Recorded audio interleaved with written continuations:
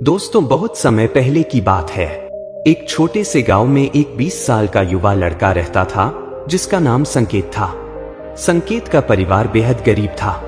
उसके पिता एक मजदूर थे और मां घर पर सिलाई का काम करती थी।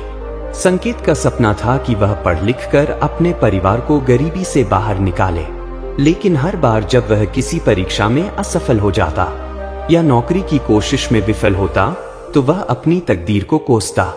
संकेत की जिंदगी में एक ऐसा दिन आया जब उसे लगा कि उसकी मेहनत का कोई मतलब नहीं। उसने कई नौकरियों के लिए आवेदन किया था, लेकिन कहीं से भी बुलावा नहीं आया। एक दिन शाम को जब वह गांव के तालाब के किनारे बैठा अपनी तकदीर को कोस रहा था, तभी गांव के एक बुजुर्ग व्यक्ति, जिसे लोग बाबा जी कहते थे, वहां से गुजरे। बाबा जी अक्सर गांव में घूमते रहते थे और लोगों को प्रेरणादायक बातें बताया करते थे। बाबा जी ने संकेत को उदास देखा और पास आकर बोले, बेटा, यहाँ अकेले क्यों बैठे हो? क्या हुआ? संकेत ने दुख भरी आवाज में कहा, बाबा जी, मेरी तकदीर ही खराब है। मैं कितना भी मेहनत कर लूं, कुछ नहीं बदलता। लगता है भगवान ने मेरी किस्मत में सिर्फ हार लिखी है। बाबा जी मुस्कुराए और बोले, बेटा, क्या तुमने कभी सोचा है कि तकदीर को बदलने के लिए तुम्हारे पास कौन सा हथियार है? संकेत ने हैरान होकर पूछा, हथियार? तकदीर तो भगवान लिखता है, हमारे हाथ में क्या है? बाबा जी ने गंभीर स्वर में कहा, हमारे हाथ में है कर्म। अगर तकदीर बदलनी है तो कर्म का सहारा लो। जो लोग हार मानकर बैठ जाते हैं, उनकी तकदीर भी सो जाती है, लेकिन जो बिना शिकायत के मेहनत करते हैं, उनकी तकदीर खुद उनसे हाथ मिलाती है। संकेत ने थोड़ा उलझन में पूछा, लेकिन बाबा जी, मैं क्या करूं? बाबा जी ने मुस्कुराकर कहा, मैं तुम्हें एक चुनौती देता हूं। अगर तुम अपनी तकदीर को बदलना चाहते हो तो एक हफ्ते तक बिना शिकायत के पूरी मेहनत और लगन से काम करो। एक भी दिन ऐसा न हो जब तुम अपनी तकदीर को कोसो। अगर ऐसा कर सको तो देखना, तुम्हारी तकदीर भी तुम्हारे कर्म का साथ देगी। संकेत को यह चुनौती अजीब लगी, लेकिन उसने सोचा कि अगर बाबा जी इतना कह रहे हैं तो एक बार आजमा लेना चाहिए। अगले दिन से संकेत ने अपनी दिनचर्या बदल दी। वह सुबह जल्दी उठता, घर का काम निपटाता और फिर पढ़ाई में मन लगाता। वह गांव के बच्चों को पढ़ाने का काम भी करने लगा ताकि कुछ पैसे कमा सके। पहले दिन वह पूरे जोश के साथ जुट गया, लेकिन रात होते होते थकान और निराशा ने उसे फिर घेर लिया। उसे अपने मन में शिकायतें आने लगी, लेकिन बाबा जी की चुनौती याद करते ही वह खुद को संभाल लेता। तीसरे दिन जब संकेत ने मेहनत में कमी दिखाई तो उसकी मां ने उसे डांटते हुए कहा, संकेत, तुम हार मानकर बैठ गए। मेहनत का फल मिलता है, बस हिम्मत नहीं हारनी चाहिए। मां की बातों ने संकेत को झकझोर दिया। उसने सोचा, अगर मां जैसे साधारण लोग मेहनत से अपना जीवन चला सकते हैं तो मैं क्यों नहीं। हफ्ते के बीच में संकेत एक बार फिर बाबा जी से मिलने गया। बाबा जी, यह चुनौती बहुत कठिन है। बार बार शिकायतें मन में आती हैं। बाबा जी ने मुस्कुराते हुए कहा, शिकायत करना आसान है बेटा, लेकिन खुद से लड़ना और मेहनत करना कठिन है। यही संघर्ष है कर्म और तकदीर का। संकेत ने महसूस किया कि वह अब पहले से ज्यादा सकारात्मक सोचने लगा है। मेहनत करते समय जब कोई परेशानी आती तो वह सोचता, अगर मैंने हार मान ली तो तकदीर भी हार जाएगी।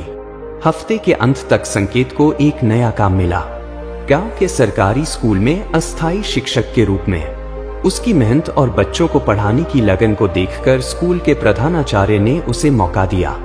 यह संकेत के लिए पहली बड़ी जीत थी। संकेत ने समझ लिया कि बिना शिकायत के मेहनत करने से सोच में बदलाव आता है। तकदीर केवल हार मानने से खराब नहीं होती, बल्कि हमारी नकारात्मक सोच से भी प्रभावित होती है। संकेत के लिए सरकारी स्कूल में अस्थायी शिक्षक का काम मिलना किसी चमत्कार से कम नहीं था। पहले तो उसे विश्वास ही नहीं हुआ कि प्रधानाचार्य ने उसे यह जिम्मेदारी दी है। गांव में लोग भी हैरान थे कि जो लड़का अपनी तकदीर को कोसता रहता था, उसने अचानक मेहनत करना क्यों शुरू कर दिया। पहले दिन जब संकेत स्कूल पहुंचा तो बच्चों ने उसकी सादगी पर हंसना शुरू कर दिया। उनके लिए एक युवक को शिक्षक के रूप में देखना अजीब था। संकेत ने गहरी सांस ली और खुद से कहा, अगर आज हार मान ली तो तकदीर फिर से मुझ पर हंसेगी।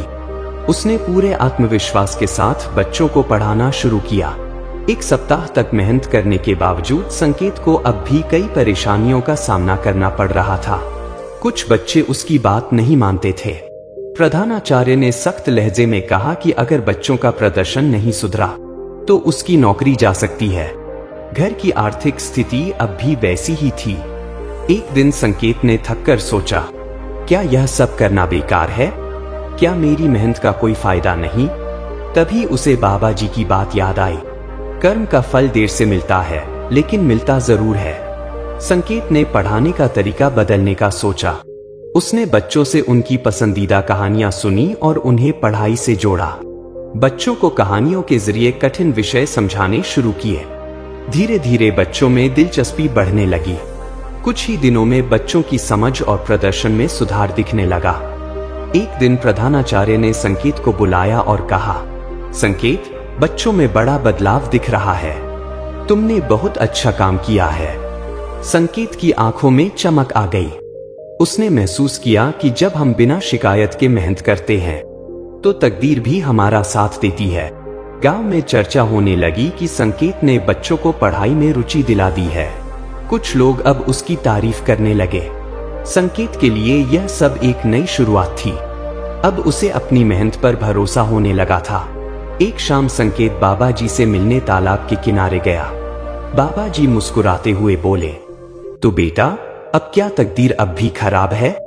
संकेत ने झिझकते हुए कहा, नहीं बाबा जी, अब मुझे समझ आ गया है कि तकदीर को बदलने का सबसे आसान तरीका है अपनी सोच को बदलना और मेहनत करना। बाबा जी ने कहा, याद रखो बेटा, तकदीर लिखी तो भगवान ने है, लेकिन उसे सुधारने का अधिकार कर्म के हाथ में है। संकेत को अब यह समझ आ गया था कि अगर परिवार की आर्थिक स्थिति को सुधारना है तो उसे कोई और काम भी करना होगा। उसने गांव के एक बगीचे में माली का काम करना शुरू किया।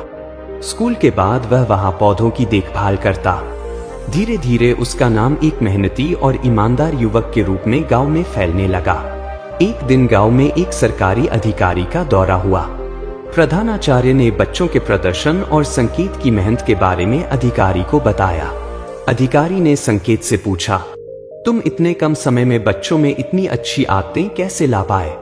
संकेत ने मुस्कुराते हुए कहा, साहब, मैंने सिर्फ एक बात सीखी है, बिना शिकायत के मेहनत करने से ही तकदीर बदलती है।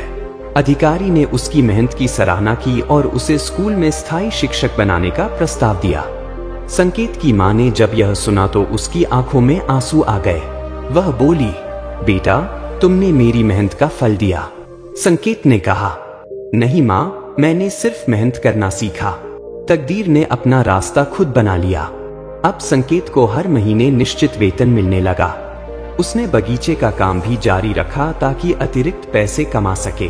मां के लिए उसने एक नई सिलाई मशीन खरीदी और पिता के इलाज के लिए भी पैसे जुटाने लगा। संकेत ने एक दिन बाबा जी को धन्यवाद कहने के लिए बुलाया। बाबा जी, आपकी दी हुई चुनौती ने मेरी जिंदगी बदल दी। बाबा जी ने मुस्कुराकर कहा, संकेत, मैंने तो सिर्फ रास्ता दिखाया था, चलना तो तुम्हें ही था।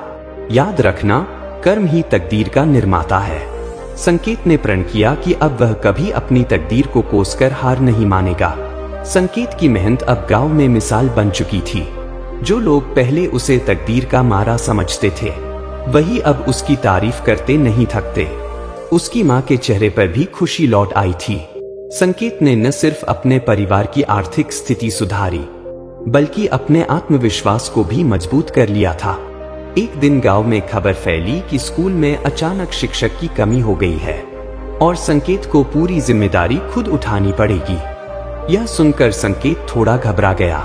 अब उसे अकेले ही सभी कक्षाओं को संभालना था। उसने खुद से कहा, अगर इस बार हार मान ली तो मेहनत पर से भरोसा उठ जाएगा। संकेत ने अपनी योजना बनाई और समय को बांटकर पढ़ाने लगा। उसने बच्चों के लिए नए तरीके अपनाए ताकि वे जल्दी सीख सके। संकेत की मेहनत देखकर गांव के कुछ बुजुर्ग उससे मिलने आए। एक बुजुर्ग ने कहा, संकेत बेटा, तुमने हम सबको सिखा दिया कि मेहनत से तकदीर बदल सकती है। संकेत ने विनम्रता से उत्तर दिया, बाबा जी ने मुझे सिखाया कि कर्म से ही तकदीर का रास्ता बदलता है।